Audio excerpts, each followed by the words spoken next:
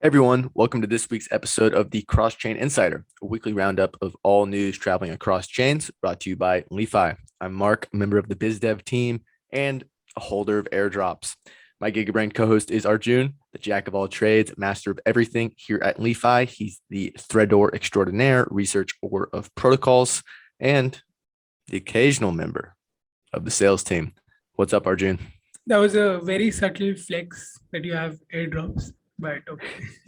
No. It's a reverse flex because I still hold them. Okay.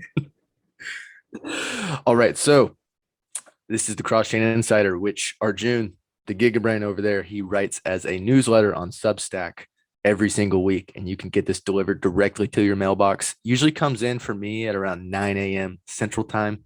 Don't know what time it would come in other time zones. But you should definitely go subscribe. It is li.fi.substack.com. However, you can also just listen to us talk about everything written in podcast form here on the CCI. What do you think about that? That's the first time I tried it out on the pod. I mean, we've been calling it CCI internally for a long time now. I know, but I haven't tried it on the pod. The CC, okay, if you liked it, maybe comment on our YouTube page. We need some more comments, guys. Okay, Arjun. As usual, the newsletter starts with bridge updates. What is going on in the bridging world?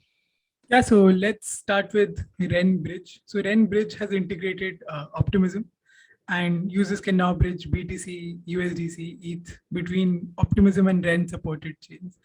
Like, fun fact, Ren was actually the first interop project I learned about 2 years ago. I'm surprised they're not like more popular now, but yeah, I'm down bad on these tokens as well. Hey, I had some Ren back in the day too. You can also bridge over Dogecoin, so that's pretty exciting. If anyone is a big Doge fanatic listener, still has Dogecoin, please use Ren. Next one is LI.FI now supports imToken wallet. So we've integrated the wallet. It's a very popular wallet it's been used by users in 150 countries across the world. So imToken users can now bridge and swap across 15 chains that LI.FI supports on our B2C interface, which is transfer2.xyz. Next up, we have Connext. So Connext is listed on Token Terminal.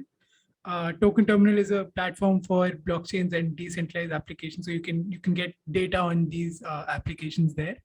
So users can now access data on Connext. So there's data like annualized total revenue, transaction volume, total value logged, and all the good details. So you can check them out there. cBridge has added support for ontology network. So users can now bridge USDT, USDC, ETH, wrapped BTC between Ethereum and ontology network via cBridge. It's like, if you see, there's a common trend here, right? Like always the blue chips are supported first: USDT, USDC, ETH, wrapped BTC. By the way, did you know about ontology network? I was reading about it a little bit today, but I have not checked it out yet myself. Yeah, if you check cBridge and Multichain, they're connecting to chains that we probably haven't heard of. So I think that's a really good thing in terms of connectivity, because all of these projects get like exposure to the mainstream ecosystem, which is good.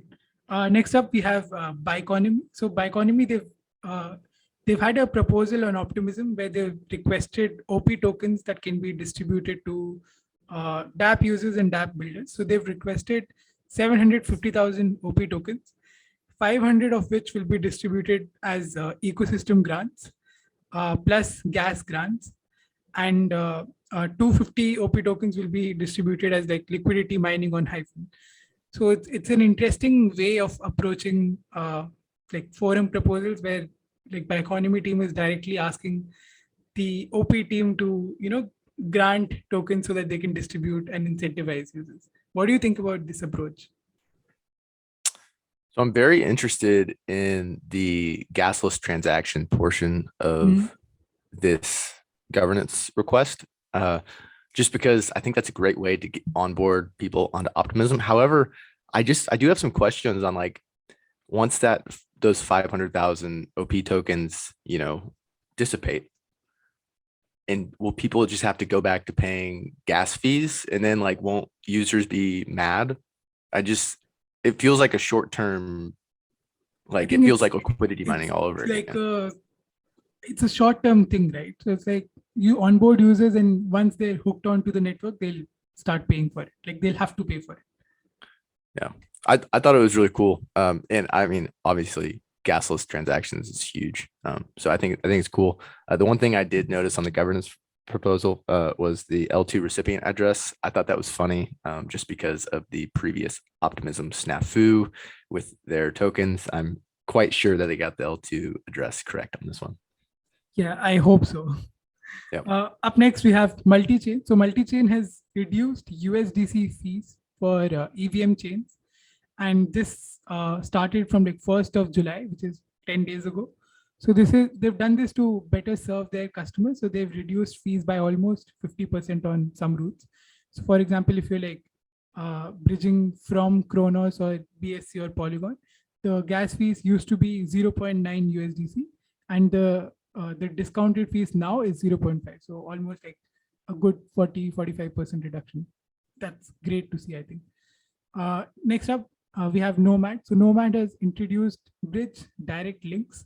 So this is basically to make life easier for users. So if they want like specific links or specific routes, Nomad has provided that with this feature. So for example, if you want to bridge USDC to Evmos, they've provided a direct link that can let you do that instead of you going and finding where's the route, where's the token. So it's just easy. I can't type well enough to pull this off. It's a delightful idea. I would try to spell Evmos and somehow there'd be like a in there and it'd just be terrible. Anyways, okay, so that's such a random piece of information. Yeah, I can't spell. Okay, so that was the bridging portion of the newsletter. Next up, we have just the multi-chain ecosystem updates, and we're starting something small with something small. Not in news. The news isn't small, but the actual device is small. Polygon is going mobile. So Polygon announced its first major mobile integration with HTC, which will be launching a metaverse mobile device called the Desire 22 Pro, which will come with a digital asset wallet that will first support NFTs. This is, of course, pretty big news following Solana just came out with a recent announcement that was pretty similar. I cannot wait to see the mobile tech stack grow in Web3. Arjun, you look like you want to say something here. Both the news are like very different. So Solana, that was like they're making their own product, but Polygon is like, okay, we don't have any expertise on this. We'll just let the experts do their job while we provide the tech. So very different approaches. Totally different approach. Yeah. So Polygon is not really involved in the making of this phone, from what I can tell. It's a third party doing it. Also, a great name. It's called the Nothing Phone, which like I'm in. Like sign me up. Next, I think you put this one in just for me because you know I love Flow. No, I just put this in to add some different flavor to the newsletter because we've not covered Flow before. Okay, well, I'm a NBA Top Shot guy, so this goes directly to my heart here. But permissionless smart contract deployment is now live on Flow, which is the gaming and NFT focused L1 blockchain. Now anyone can deploy a contract to the Flow mainnet without review. Previously, this it wasn't really open to the public to deploy smart contracts, but this is just another great step for Flow decentralizing. Flow is another one of those blockchains that kind of started small, and they have their own programming language, and now they're kind of expanding, and they want to decentralize more as it expands. Next, we have WOOFi, a multi-chain DEX. Do you think I said that correct? WOOFi? I think so. Okay, I'm pretty certain. It is now on Polygon.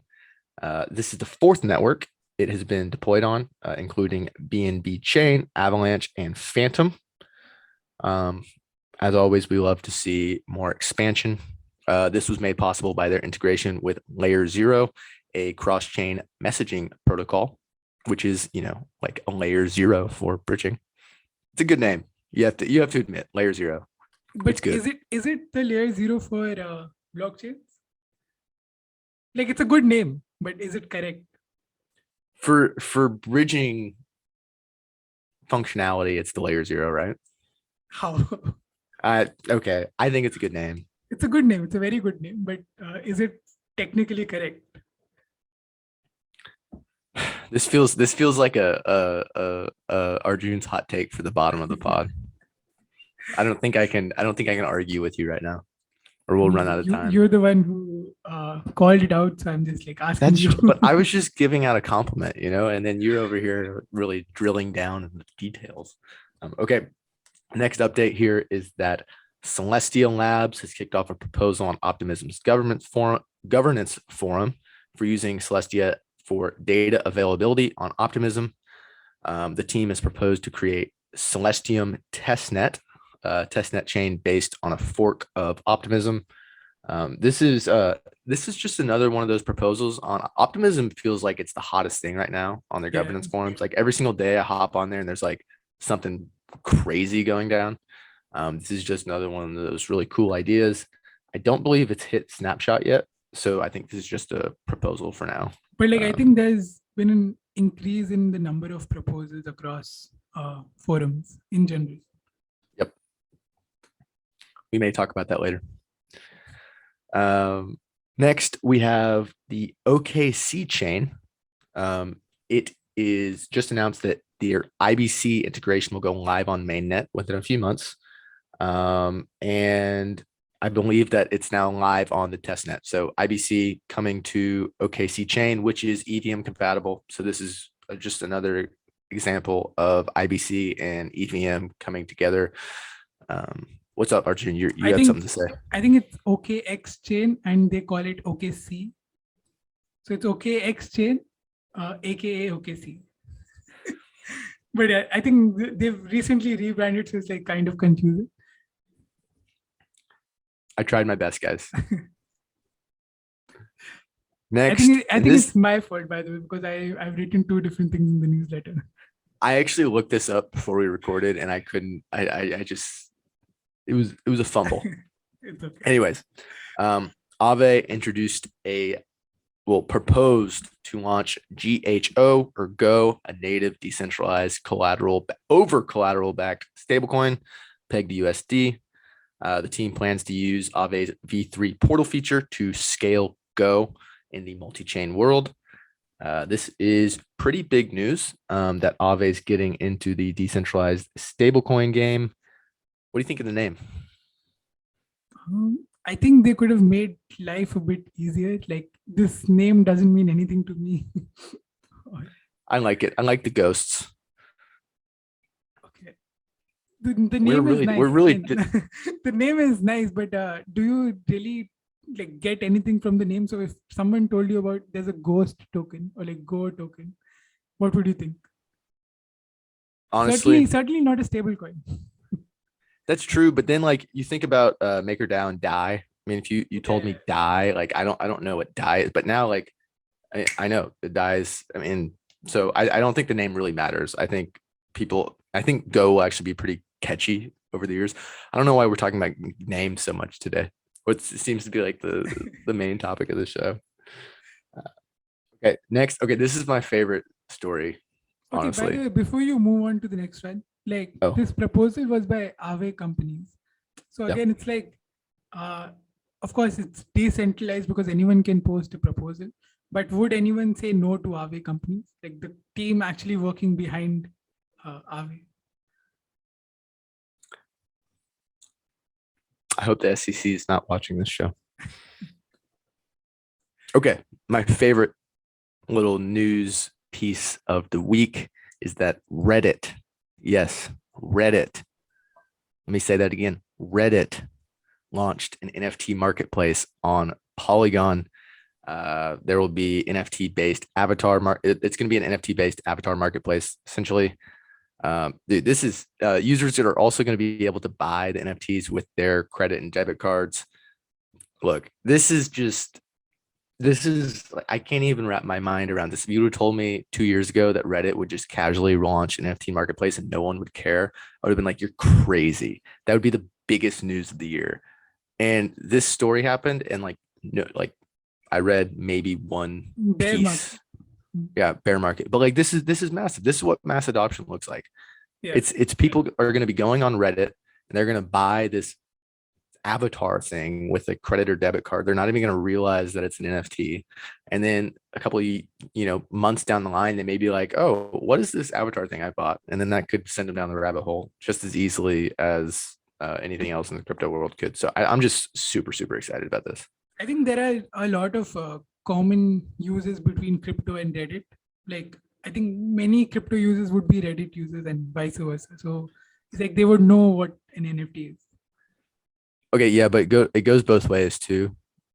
Reddit's the home for both sides of the spectrum, right? I would assume that a lot of people who really, really dislike NFTs are also on Reddit. So we'll be interested to see what the feedback is from the community. Last but not least, this is probably Arjun's favorite news piece for the week. No. The Polygon one was my favorite. This is probably you. Aztec Connect, a private ZK rollup that allows users to access Ethereum dApps while keeping activities private. It's now live on mainnet. For someone who I personally love to keep my financial data under wraps. I don't necessarily love the open nature of blockchains at all times. Right? If you can connect my ENS domain to my address, it's not that hard to do. You can then tell, if I have a huge loan taken out, which it's a bear market. I don't right now. I mean, it's certainly not hard because you have your Twitter profile as true, but then let's say I had an Anon account and I had accidentally transacted with my account with the ENS. You don't love that tracing capability there. Aztec Connect's a good step to bringing privacy to mainnet. The best part about this is it's not a different layer of blockchain, so you can actually connect it to already existing applications, which is what I think is the best use case of this. Yep, I'm super pumped about this. We may have to do a deep dive on Aztec someday. You may have to. Okay, yeah, you have too many deep dives to write. No, you're just more interested in all of this. You seem more interested, so I think you will do a better job. Okay, I'll take the compliment. Okay, next. So we talked about bridging. We talked about the multi-chain ecosystem. Now let's just talk about Twitter. Arjun, what is popping on Twitter this week? Yeah, so in the multi-chain ecosystem, there's Ethereum. There was Solana that was really popping off earlier, but now it seems to be the Cosmos ecosystem. With applications like DYDX migrating to Cosmos, and there's just a lot of activity. And recently we've seen an explosion in terms of IBC adoption. So IBC is a core piece of Cosmos roadmap because of their vision of Internet of Blockchains. So it is considered the holy grail of interop, right? Because it is one of the safest implementations for cross-chain activity. But the thing is, it is primarily used by blockchains in the Cosmos ecosystem right now. What we're seeing now is there are blockchain ecosystems across the crypto industry that have begun either implementing IBC or they are exploring the possibilities. So this section was basically a list of different ecosystems that are considering IBC or have already taken steps towards it. So the first one is OKXChain. So IBC is now live on the OKXChain testnet.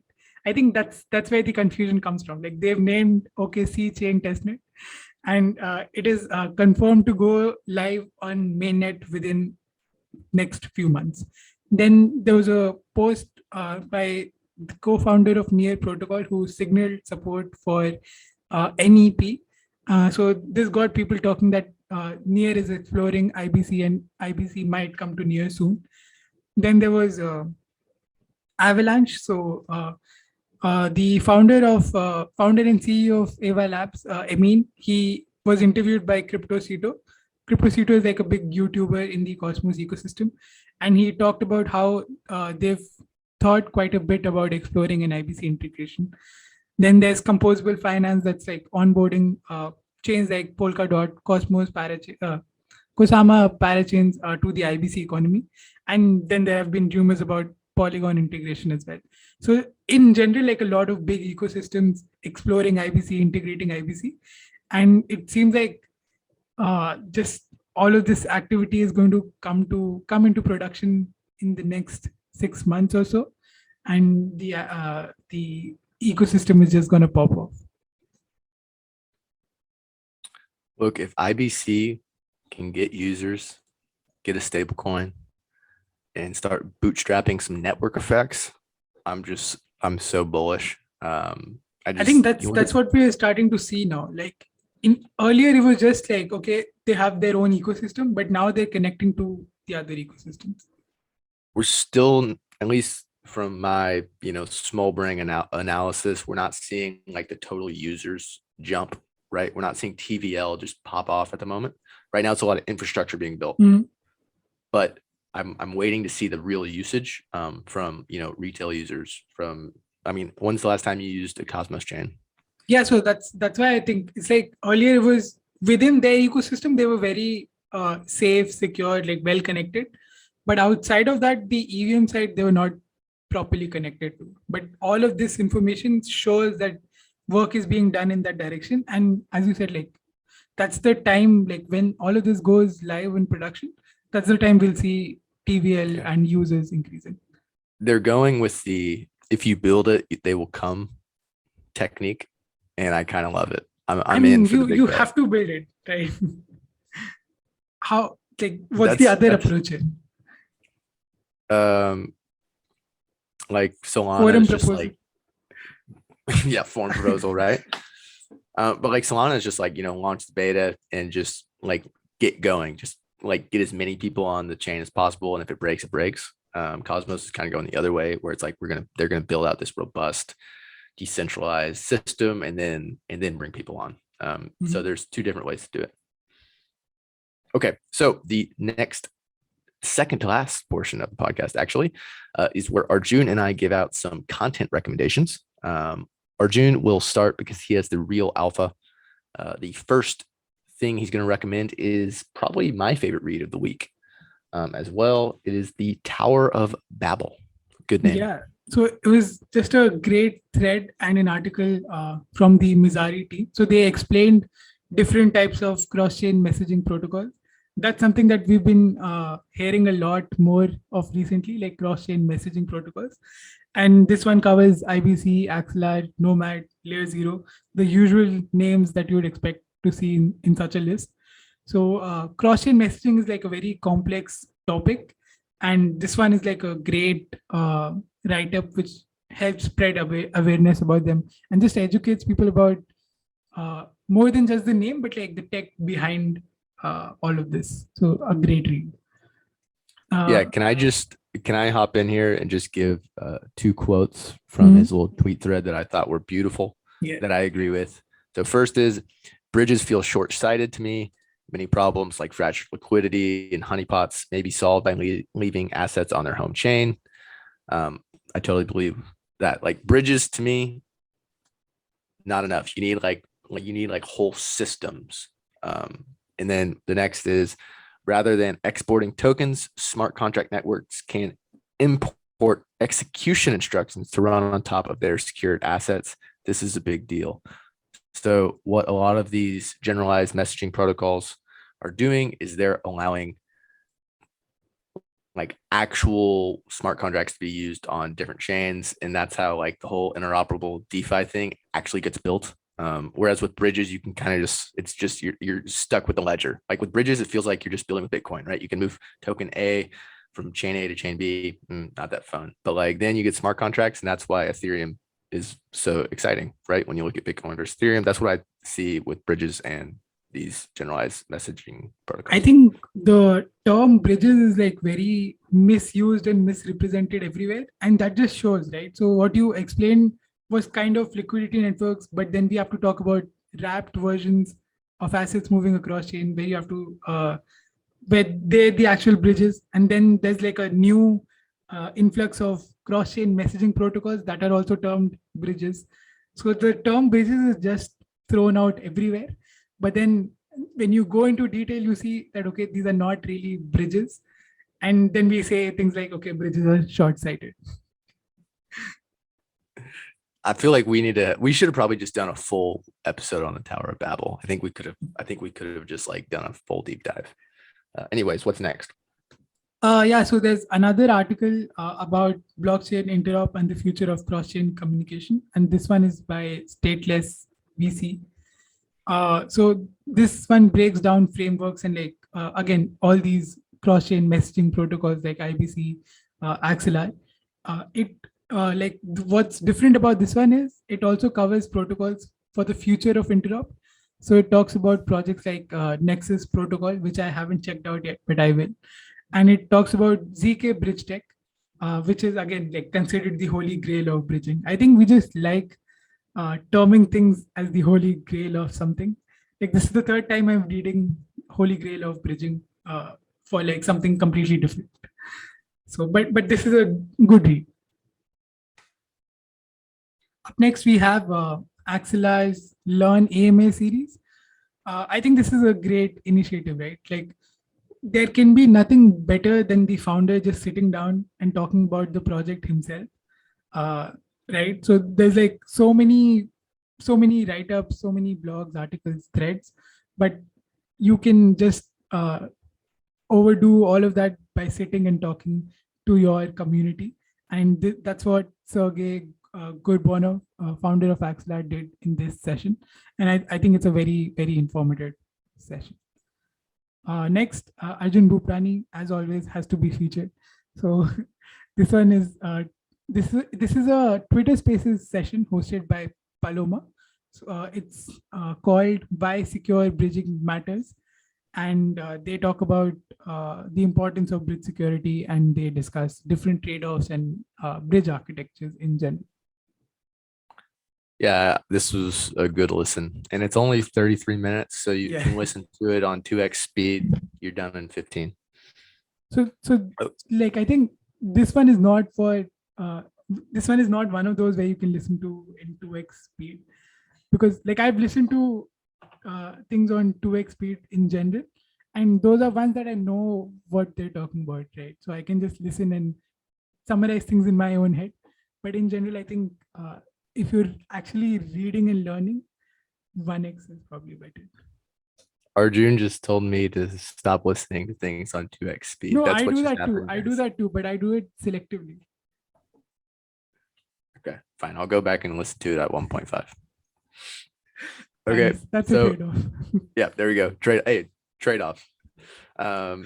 So my content recommendations is first of all, everyone go follow 0x Postman on Medium and on Twitter. The dude is just crushing it in the cross-chain game. Like everything he puts out, I devour. Big fan. His latest, I think it's his latest Medium post is about the hub and spoke method of validating transactions essentially. And like this just a great little diagram here, right? Like instead of, everyone agreeing with each other, look at that messy network, right? If you just use a nice little hub with the spokes, everyone can agree easier. It's way cleaner. That's the whole article. There's like a million different representations of what this looks like. But I was a big fan. You should give it a read, but most importantly, you should go follow 0x. Wait, 0x Postman. 0x Postman. That's true. 0x Postman.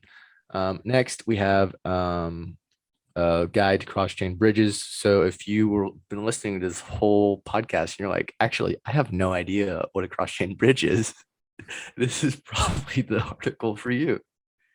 It's a great little beginner's resource. I believe it's a SushiSwap based article. So love seeing SushiSwap powering the bridging community. Lastly, we have ConsenSys getting in on the bridging game. They've been pumping out bridging content recently, but they gave a little security guide on blockchain bridges. I thought it's pretty good. All right, and I think that is the almost end of the podcast. The last section is what we call the TLDR. I still need a sound effect for this. But it's where Arjun and I kind of give a half-baked thesis. Arjun, what you got this week? Yeah, so I also tweeted about this, and I think like as I said earlier, we like terming things as the holy grail of something. And earlier, like when I started reading about all of these things, it was IBC. So everyone was just talking about IBC and how that should be the goal. But again, that's like that only works for Cosmos ecosystem. And now I'm seeing articles, blog posts about rollups as the best bridging solution that's possible out there. But I think both are correct. So IBC is the best for the Cosmos ecosystem because it connects chains like natively there, and rollups are the best for Ethereum ecosystem because of how because of the relationship between L1s and L2s. So this goes into the debate of how multi-chain is not the same as cross-chain. And for multi-chain ecosystems, we can have different bridging solutions that are more secure and compatible with that ecosystem. So what you're saying is that you think the multi-chain solution, I think Arjun might have had a power outage here. Okay. So I think I'm just going to power on since we're 35 minutes into this recording. I'll go to my hot take, I guess. But here we have my hot take this week. It's actually not a hot take. It's just a half-baked thesis, really, is that you need to go check out your governance forums, Anon, because these governance forums are getting spicy. Arjun and I did a little deep dive last week and just kind of checked out some of our favorite governance forums to see what they're talking about. And what we found is that pretty much everyone is talking about some sort of multi-chain, cross-chain idea. We're going to publish a blog post later this week on it, but I'll give you a little bit of a sneak peek. But pretty much Compound, Pool Together, and MakerDAO are all in various stages of cross-chain or multi-chain planning. And we think that's pretty impactful because those are some of the biggest, most well-known DeFi protocols in the space. And if they are looking to do something in the cross-chain world, then that just adds an emphasis on how important the cross-chain world is going forward. With that, I mean, Arjun usually would come in and like say my idea was bad or something, but I guess he's gone. So we're just going to pretend like I nailed that, came in with the landing. With that, I think we're going to end it here. That is the latest episode of the Cross-Chain Insider. For more info, be sure to subscribe to the Cross-Chain Insider, the newsletter that Arjun, who just DM'd me and said that his power went out. He writes this newsletter and it covers pretty much every one of the topics found on this pod. You can also check out Li.Fi, that is Li.FI. We're building the ultimate cross-chain money Lego. You can check us out on Twitter at Li.Fi Protocol. And be sure to hop into our Discord and say hello. And with that, I'm out.